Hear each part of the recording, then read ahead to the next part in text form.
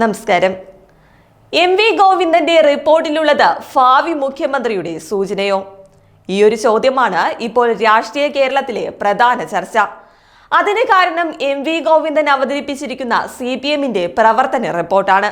CPMന്റെ സംസ്ഥാന സമ്മേളനത്തിൽ അവതരിപ്പിച്ച പ്രവർത്തന റിപ്പോർട്ടിൽ പൊതുമരാമത്ത് മന്ത്രി P.A. മുഹമ്മദ് റിയാസിനെ പാർട്ടി നേതൃത്വം പിന്തുണയ്ക്കുകയും പ്രശംസിക്കുകയും ചെയ്തിരിക്കുകയാണ്.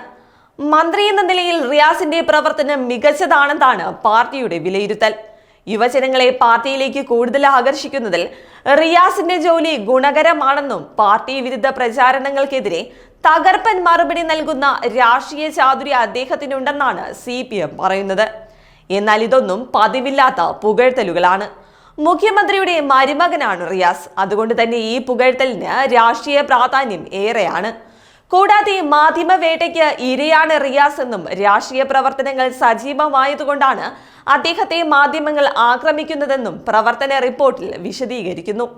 അതേസമയം പിണറായിയുടെ മരുമകനെ പുകഴ്ത്തിയതിൽ മറ്റു മന്ത്രിമാർ നിശബ്ദ പ്രതിഷേധത്തിലാണ്.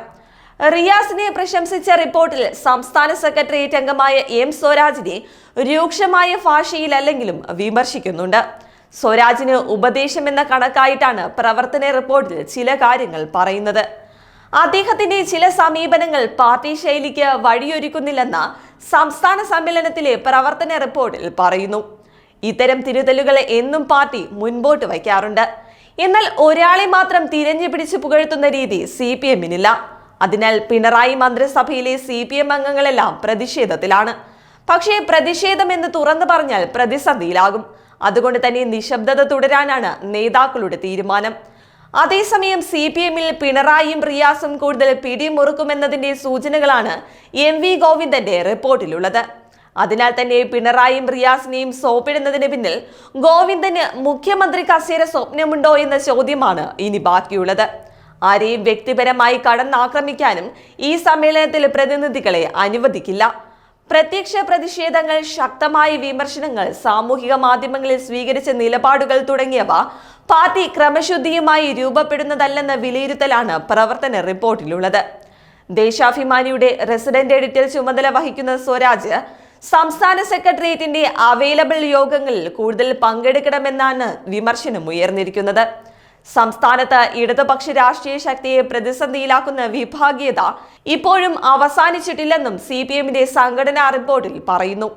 സംസ്ഥാന നേതൃനിരയിൽ പോലും ഇനിയും അഭിപ്രായ ഭിന്നത നിലനിൽക്കുകയാണ്. കൂടാതെ വ്യക്തിപരമായ താൽപര്യങ്ങൾ സംഘടനാ പ്രവർത്തനത്തെ ബാധിക്കുന്നതായും പാർട്ടി ചർച്ചകളിൽ ഉയർന്നിട്ടുണ്ട്.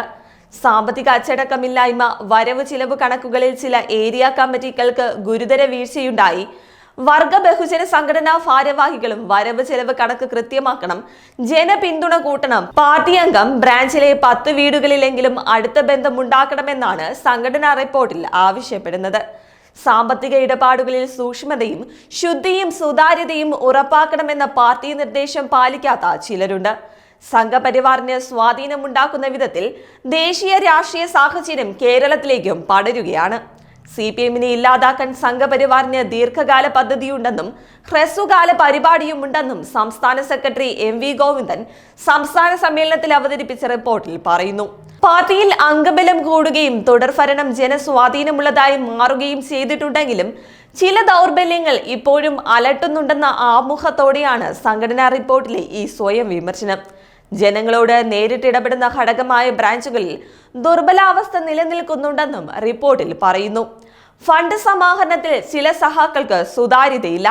രസീത് പോലും നൽകാതെ ചില സ്ഥാപനങ്ങളിൽ നിന്ന് വലിയ തുക വാങ്ങുന്ന രീതിയുമുണ്ട്. ചിലർ സാമ്പത്തിക ഇടപാടുകളുടെ ഒത്തുതീർപ്പ് നടത്തുന്നു, അതിന് പണം വാങ്ങുന്നുണ്ടെന്നുമാണ് റിപ്പോർട്ടിൽ പറയുന്നത്. അതേസമയം റിപ്പോർട്ടിന്മേലുള്ള ചർച്ചകൾ ഇന്നും നാളെയും തുടരുമെന്നാണ് വിവരം.